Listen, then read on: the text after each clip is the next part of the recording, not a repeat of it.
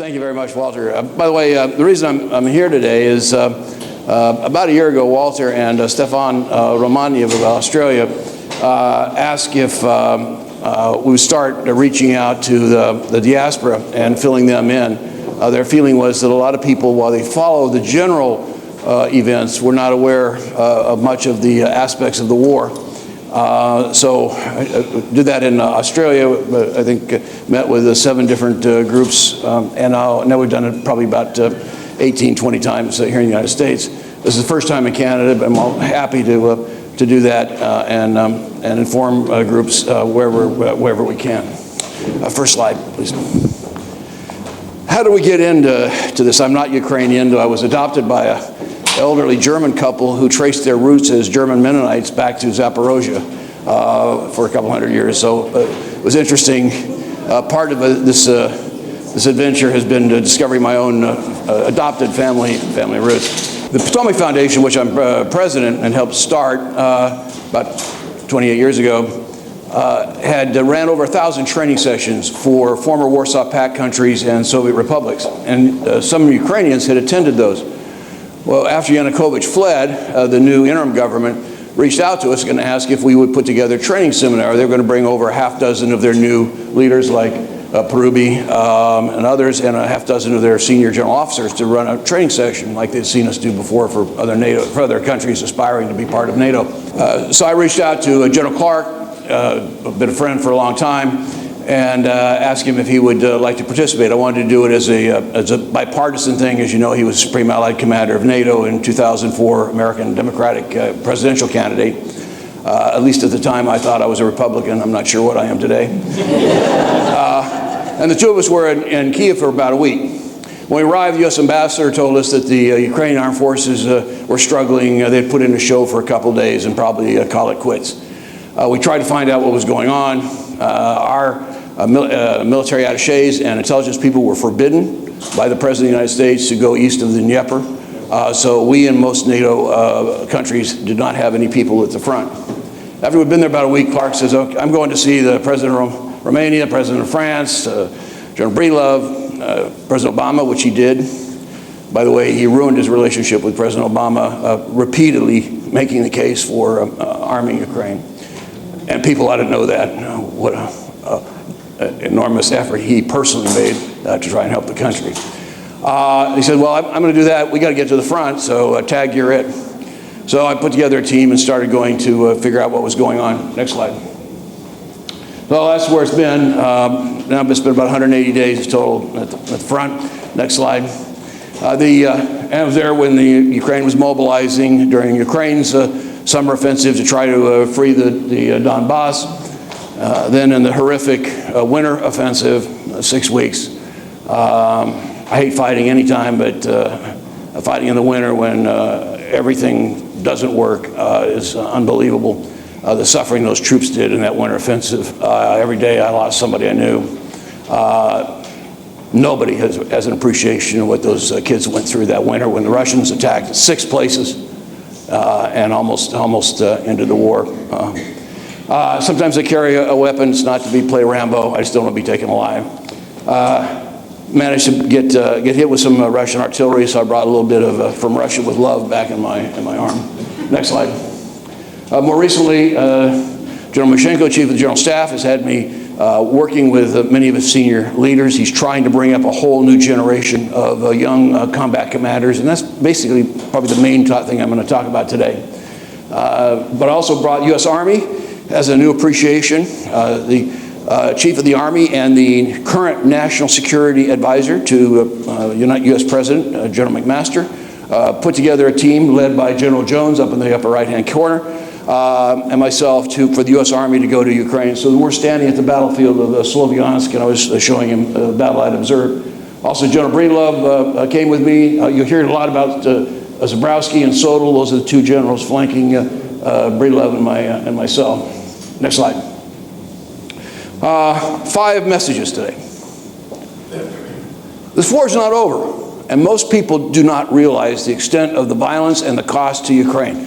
Yes, the maneuver stage is down, and yes, the casualties per day are down, but the cumulative effect is actually very large. The Russian threat has been growing. This is probably one of the most important points I want to get across to you today, because Ukraine needs your help.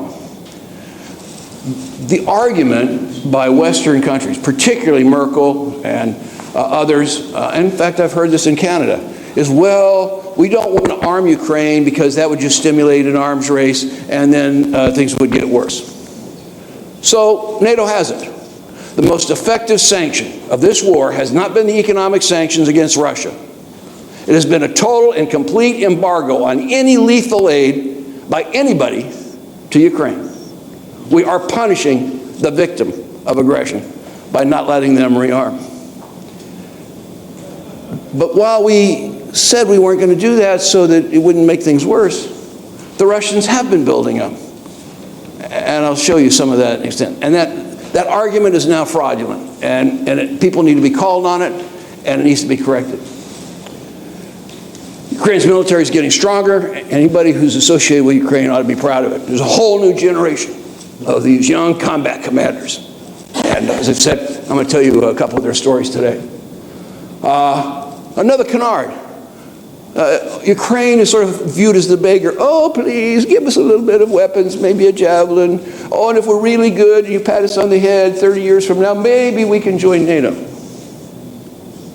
It's time to stop being humble. It's time to stop begging. NATO needs Ukraine as much as Ukraine needs NATO, and people need to realize that.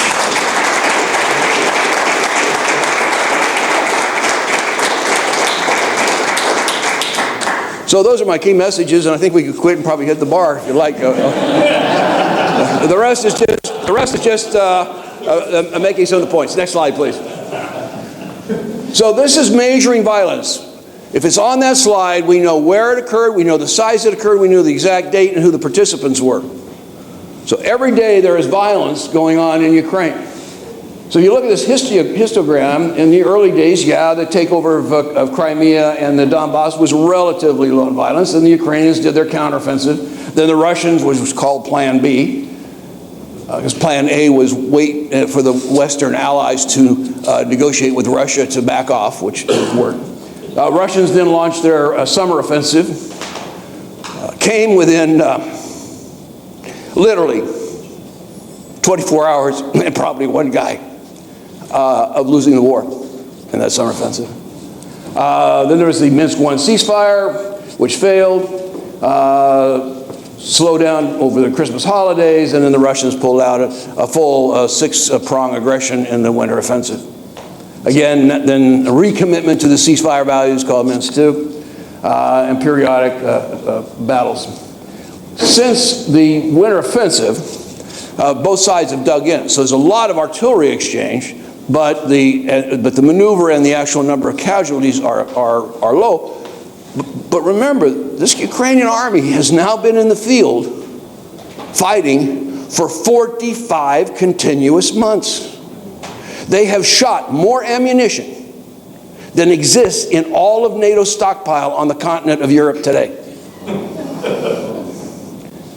How long can they keep it up?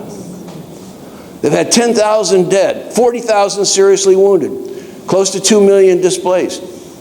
How long are they expected to hold on?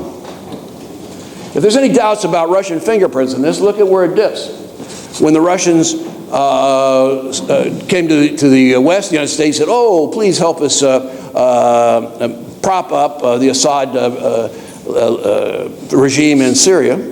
All of a sudden, the violence drops. Because we're all going to be friends and security partners. And then when the West didn't like the idea of backing a mass murder, bang, up it goes again. So that is the real war. That is the war that the Ukrainian army every day is facing. Next slide. The Russians have, a lot of people call it hybrid war. The Russians use the term hybrid war to describe what we do. But their term of art is called new generation war. So yeah, there's the hybrid stuff at the lower end. But remember, the Crimea invasion wasn't just a takeover. It was the most successful, large-scale helicopter air assault in recorded history. A direct conventional invasion. Then they took the number 3 and 4 men who had organized the political aspects in Crimea, moved them to the Donbass, and they started the subversion campaign and the proxy war. When it looked like they were losing, then the Russians intervened both in August and then massively again in the winter offensive. Today there's 40,000 combatants approximately, it varies 4,000 or 5,000 depending on time of year and so forth, in the Donbass opposing Ukraine.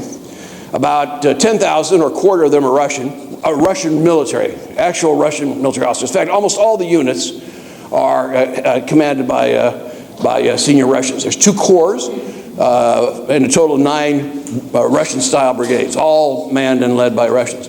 Of the remaining 30,000, only about 20 of those 1,000 are really from the Donbass. Another 10 to 15 are mercenaries, Chechens, other people who've come in and are getting paid to participate in this hybrid campaign. What most people don't realize is that from the beginning, from the night Russia went into Crimea, this has been had nuclear overtones. Putin put on strategic alert his strategic rocket submarines out at sea, an extremely high state of alert. He's made direct nuclear threats against Ukraine. They've now moved Russian nuclear weapons into Crimea. So there's an aspect of very heavy threat. So we're all talking, pull our hair out about North Korea acting weird, but there's been an aspect that basically goes unseen. And then, of course, the other side is always the willingness to sit down and negotiate on their terms and set up fake ceasefires. Next slide. Ukraine is not the only place that this is being applied to. It just happens to be the one case where all 5 of those dimensions of New Generation War are in active play. Next slide. Now, this is a very busy slide for people who aren't military. Now, let me just explain it for a second. Each of those little smaller units, a circle, square, triangle, are a brigade-sized unit. If it's red, it has been introduced. It didn't exist in the end of 2013. It has been introduced since the beginning of this war. If it's orange, it means it's been reorganized, increased manpower, increased weapons. That is a hell of a threat aimed at Ukraine, but also NATO. At the end of the Cold War, the Russians had 5 armies in East Germany. 1st Guards Tank, 2nd Guards Tank, 3rd Shock, 8th Guards, the 20th. At the end of the Cold War, they pulled them back, and only one of those remained, the 20th. Well, they're back. So the 20th has been moved from Moscow down to Voronezh. The 1st Guards Tank Army is back, which can swing to Kiev or to NATO. Back in the Urals, the 2nd Army is being converted back to a tank army. The 8th Guards Army has been recreated. And the Russians have now brought back the term Shock Army, so we may see that one come as well. Next slide. So there's a range of threats against Ukraine. They could just drive and have a small operational out of Azov to create a land bridge to Crimea, which they need because Crimea really depends on 80% of its water used for agriculture from the mainland. There is no substitute. You can build a bridge across the Kerch Straits, but you can't replace that water. Or they could make an attack in the middle, or they could go all the way. In the Second World War, after the Battle of Kursk, the Russians had a 3-stage plan. They started in the south and stretched the line, hit the center, and then when they hit Kyiv, they went all the way to Lviv. By the way, we found copies of that war plan that actually have been delivered into the command in the Donbass. Next slide. The Ukrainian army started the war with 15 brigades. They lost one in Crimea, then they lost several during the war. But they only had 10 battalions that were actually ready to fight. Because that army had been neglected for 20 years. The units that were considered ready had only 60% of their manpower, and less than 50% of their equipment could even drive out of the gates. There were 1,000 airplanes, billions of dollars worth of fighters. Hadn't been flown in 10 years, and most of them are still sitting there because they don't have the money to repair them and make them operational. It was one of the most criminal neglects of a military establishment in modern times. But they're back. So now they have 66 combat trained, 100,000 troops right now in that army have combat experience. A whole new series of leaders, and they got 22 brigades. They want to go to 30 brigades, they just don't have the equipment to outfit them. One of the big problems is they've lost so much equipment. So the good news is they'd inherited a lot of old Soviet junk that had been sitting around. That's why they could even stay in this war as long as they have. But they're now reaching back not to 1980s equipment, but to 1960s equipment.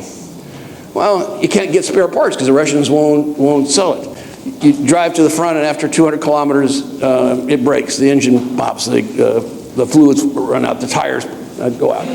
So they desperately need now to get some new equipment to replace these very large losses. Next slide. This is the Ukrainian army today. It's concentrated in the Donbass, trying to cover these other threat areas, but 2,000 kilometer frontage, which is an enormous amount to try and hold. Next slide. So the Russians have some inherent weaknesses. At the end of the Cold War, the Russians had 5 million men under arms, 210 divisions. But today they have only 1 million men under arms.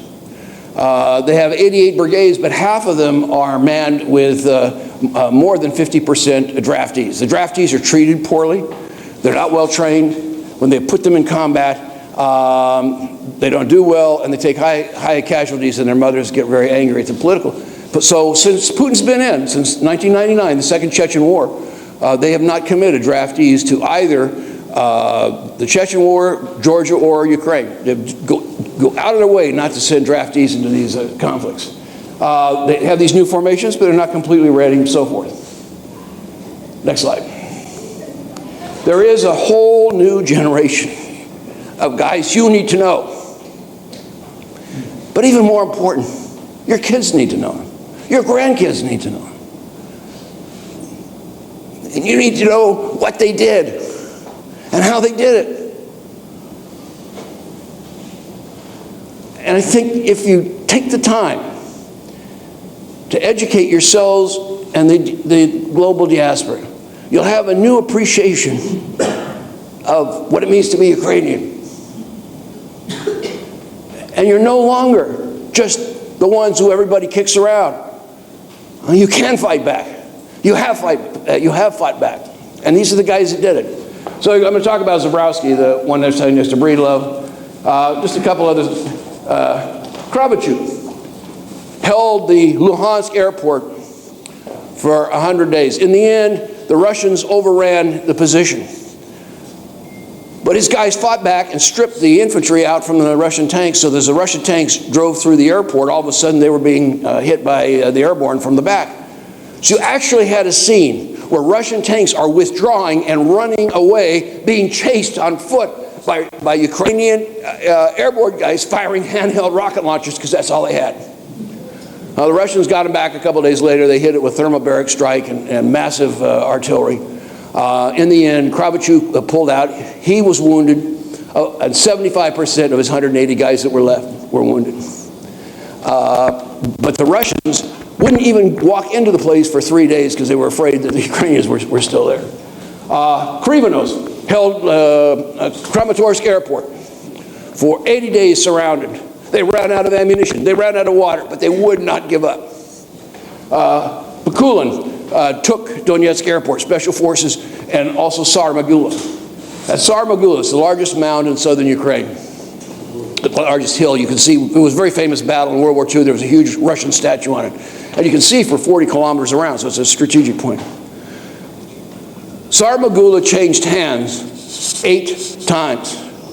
First the Ukrainians grabbed it, then the Russians. Ukrainians grabbed it, back and forth. Golachuk was the last commander. Finally, and by the way, virtually everybody on either side who held it did not survive. Horrific artillery bombardment and then brutal hand-to-hand combat with no surrender, no prisoners. He's trying to evacuate his guys, and artillery hits him and blows the back of his cranium off.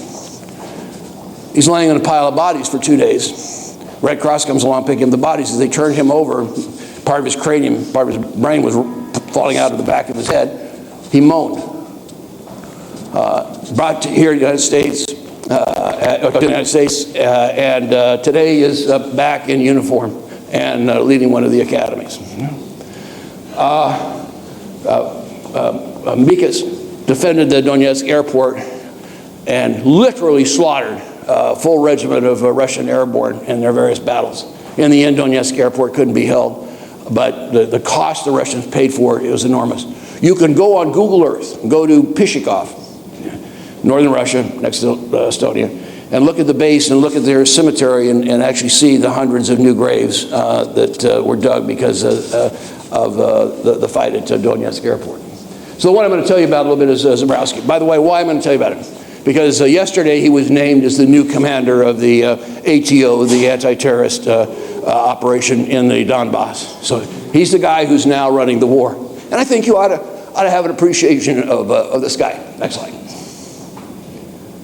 A little bit of his background. Next slide. I first met him. His unit was one of the very few that was even considered ready. And I first met him in March of 14 on the Crimean Peninsula. We're sitting there on the causeway. And I'm looking through the artillery glasses, and I can see a couple Russian heavy artillery battalions, tank battalion, lots of infantry. I turned to him. I go, "Do you have next slide? Do you have mines out on this causeway?" And he said, "Well, the United States paid us to get rid of our anti-tank mines, so all I have is a few infantry anti-tank mines." I said, "What do you have for anti-tank weapons? You get some tanks, heavy anti-tank guided missiles?" He said, "No, we're light guys. We're airborne, like your guys." He said, "We have an RPG-26. I go, "I know. I mean, a real weapon." "No, we're light guys." So what do you have for artillery? So he beams. He takes me over. He says, "Hey, we got 4 of these automatic mortars, which are great system. Look, 4 of them, and they're 82 millimeter. I'm looking at probably 50 Russian tubes of MLRS and heavy artillery across it." And I turned to him and I go, how long can you hold this position?" And he looked back and he smiled and said, "To the last man. To the last man." Now the Russians didn't come across. Next slide. So next, the Ukrainians go on the offensive in July 4th of 14 after repeated efforts to try to negotiate. And the separatists had Slavyansk, which had been one of the major centers. And there was large Russian and separatist units. And they were expecting a direct frontal attack. Instead, next slide. And by the way, that's Krivonos holding the Kramatorsk down there on that airbase. Zabrowski and Sodal swing around unexpectedly and hit them from the back and the rear. They then abandoned Sloviansk and left literally warehouses full of ammunition. When the separatists get back to Donetsk, they go to the Russian commander, who was really angry because they had fled, and he said they demanded to get paid. He said, "We're not going to fight anymore unless we get our new pay." He said, "You idiots, you left. The money is in a safe in Sloviansk." Next slide. During the summer, Ukraine was trying to do 3 things. They were trying to secure the border.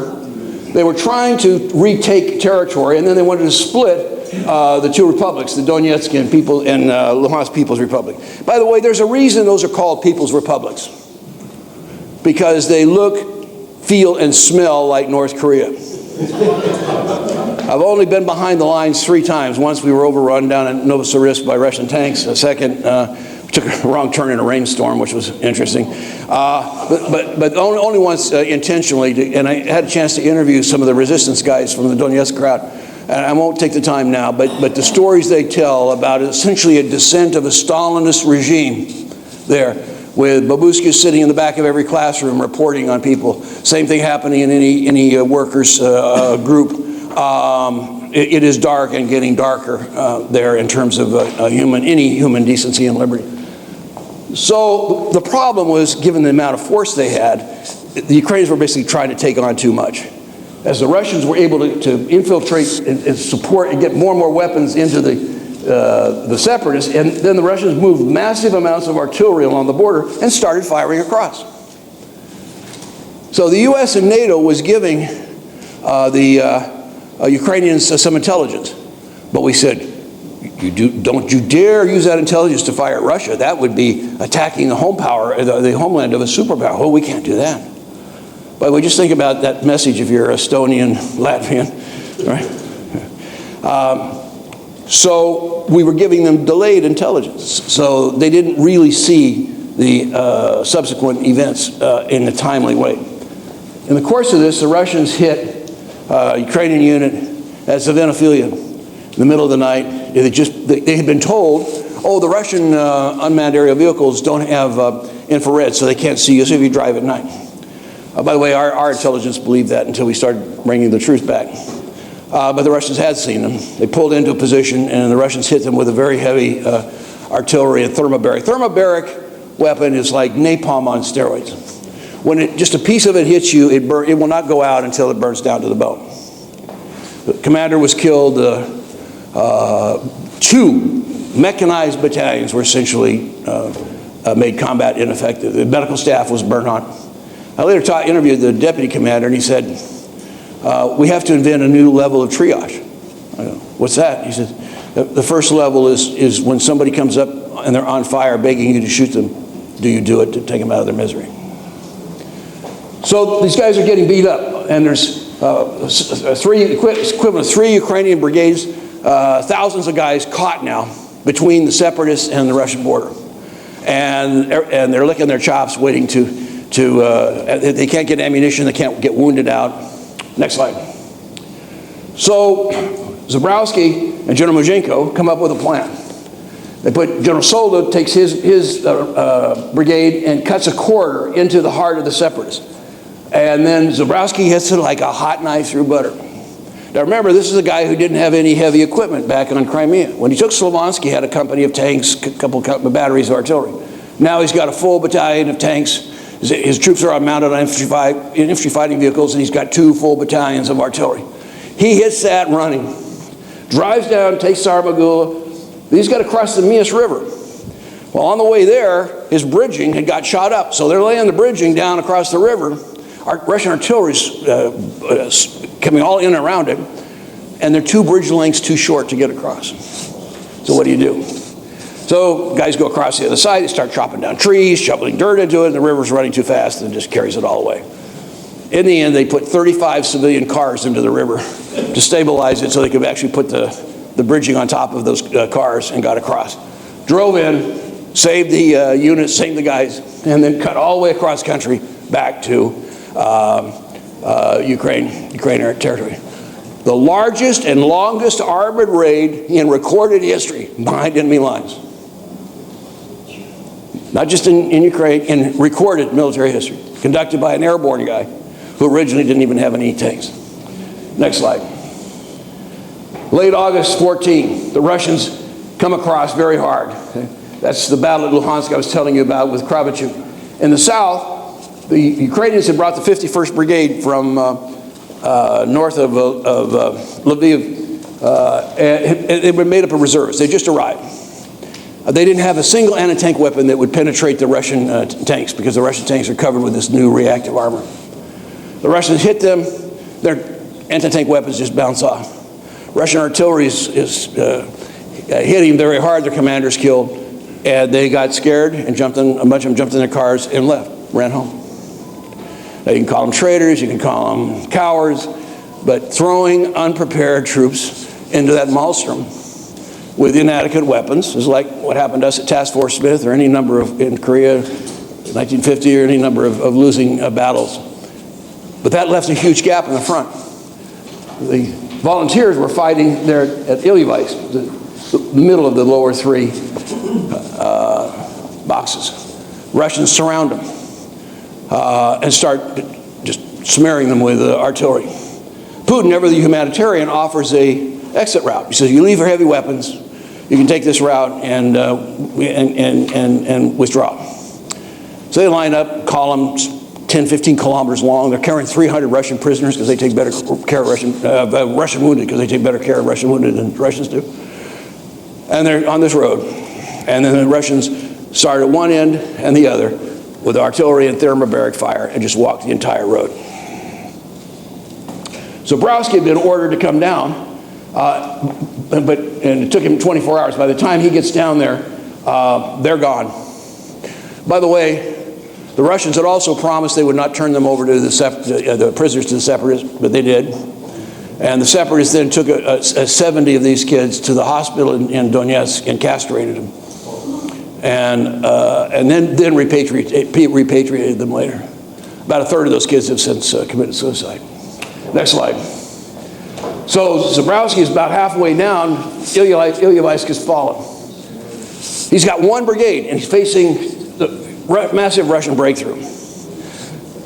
I asked him the same thing. I asked the Israeli general after the '73 war on the Golan, when the Syrians had a couple divisions, and he took one understrength brigade and hit them from the flank. And I go, why didn't you defend? And the Israeli general said, I didn't have enough force to defend. I had to attack to throw them off their game plan.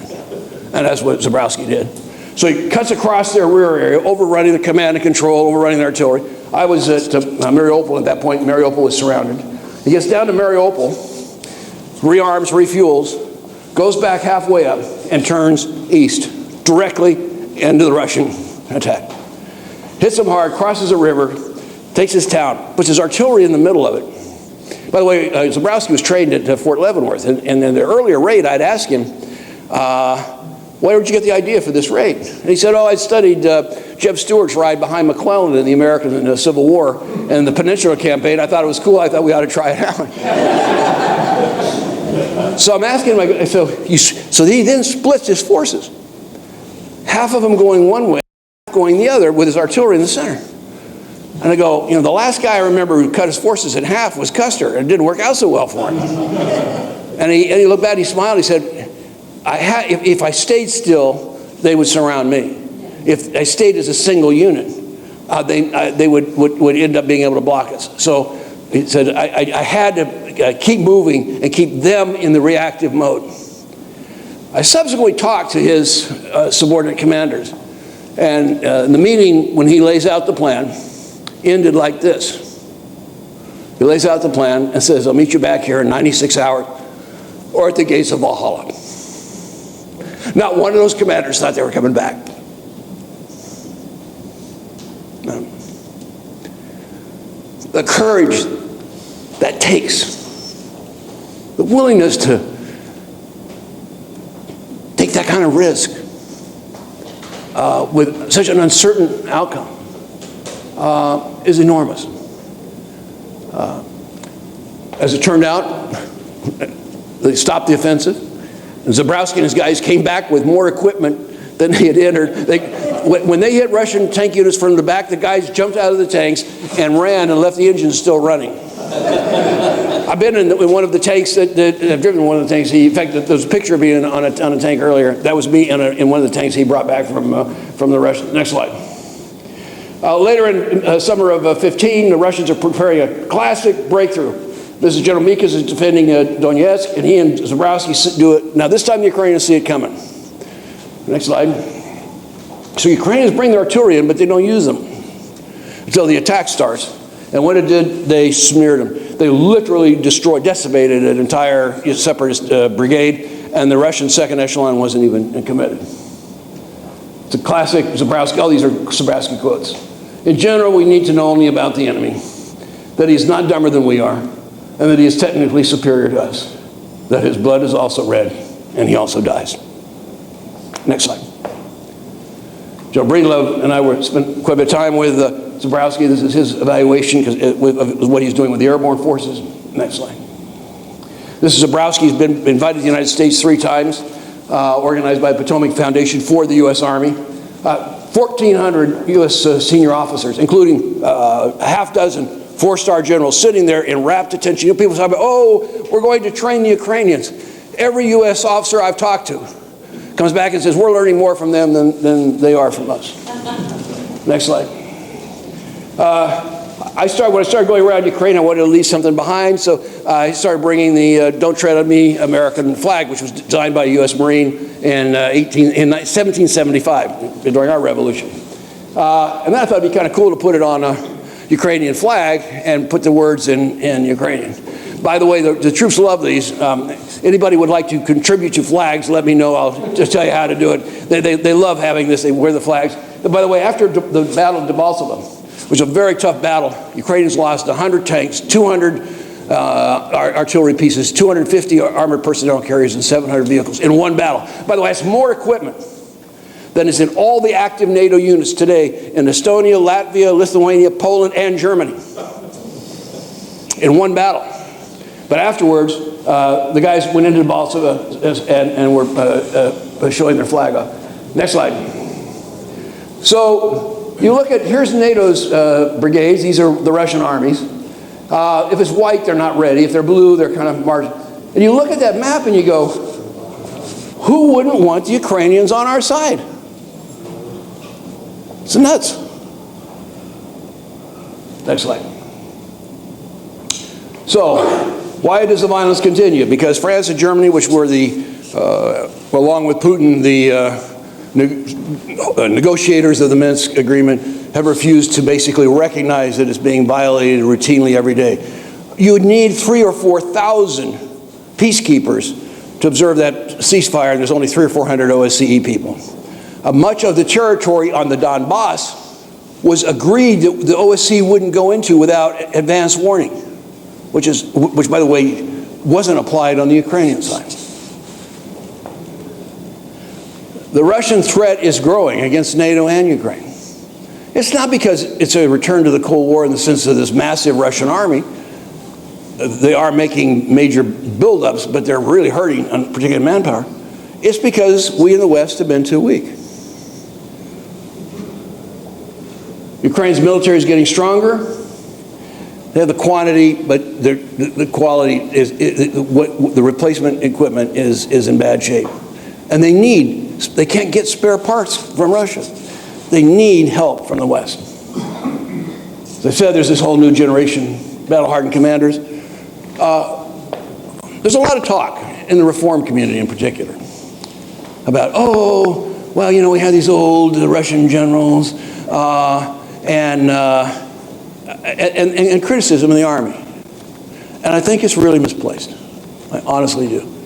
As much time I've spent with the Ukrainian army, and the general staff, I've seen virtually no corruption. I'm not saying there isn't corruption in Ukraine. I'm not saying there isn't corruption in the ministries and in the armament crowd.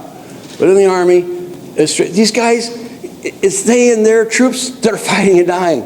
And they're not stealing stuff. And they're not going to tolerate anybody who does. Why am I stressing that?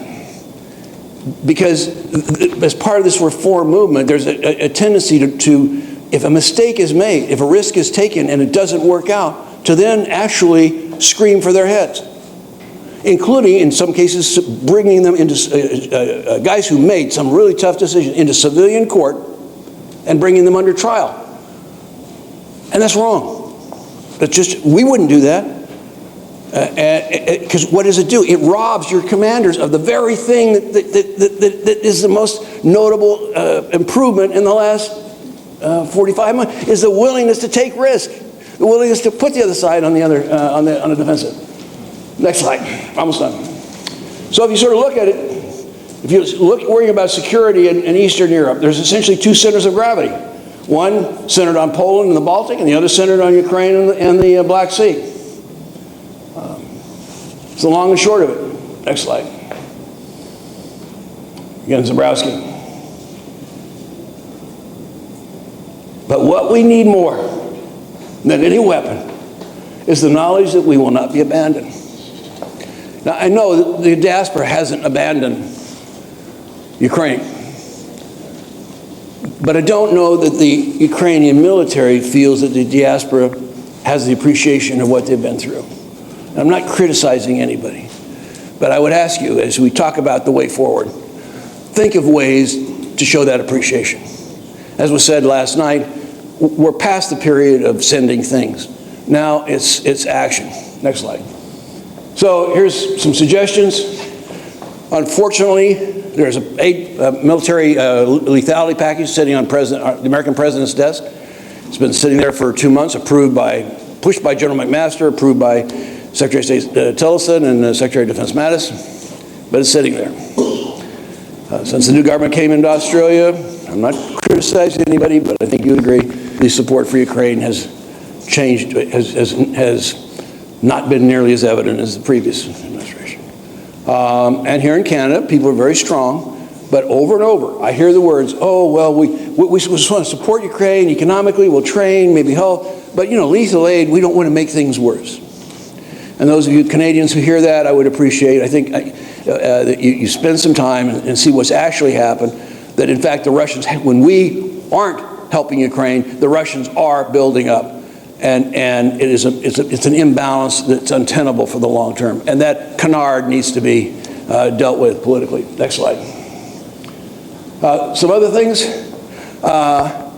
in each of the countries, the guys suffering from the burns are probably the most horrific, because often they're lost later because of infection and so forth.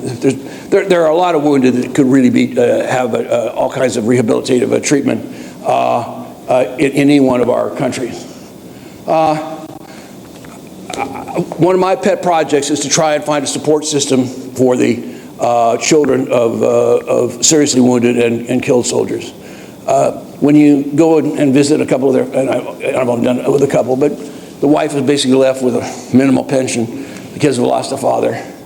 Hope kind of goes out. And the Ministry of Defense doesn't have the money to, and there's several thousand of those families. And reaching out to those kids, send them Christmas presents, help have them help to go to camp, or at the beginning of the school year to get a little school package. And ones who are doing well, maybe teenagers, get some of them out of Ukraine and into education institutions. There's so much that could be done, and would have such an impact on not only the families, but the guys who are serving, knowing that people care that when their family suffers for their courage and heroism, that somebody else will help pick up the flag.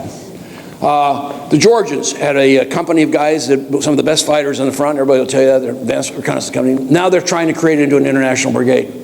There are Canadians, Australians, Americans, Germans, Israelis, a bunch of guys out of 20 million diaspora. How many young men might be willing to go and join that unit? They have 100 guys now. That legion could have 10,000.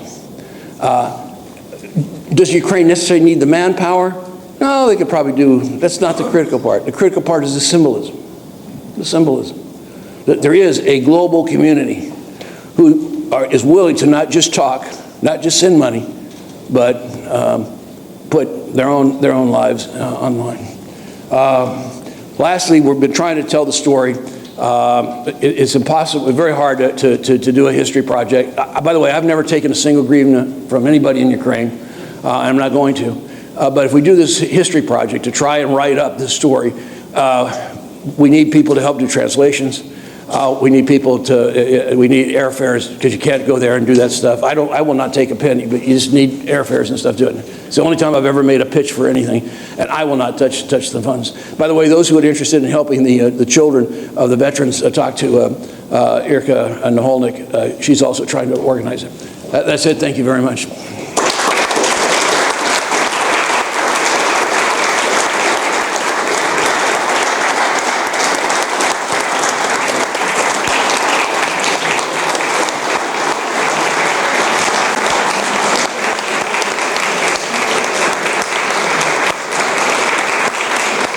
Tough act to follow.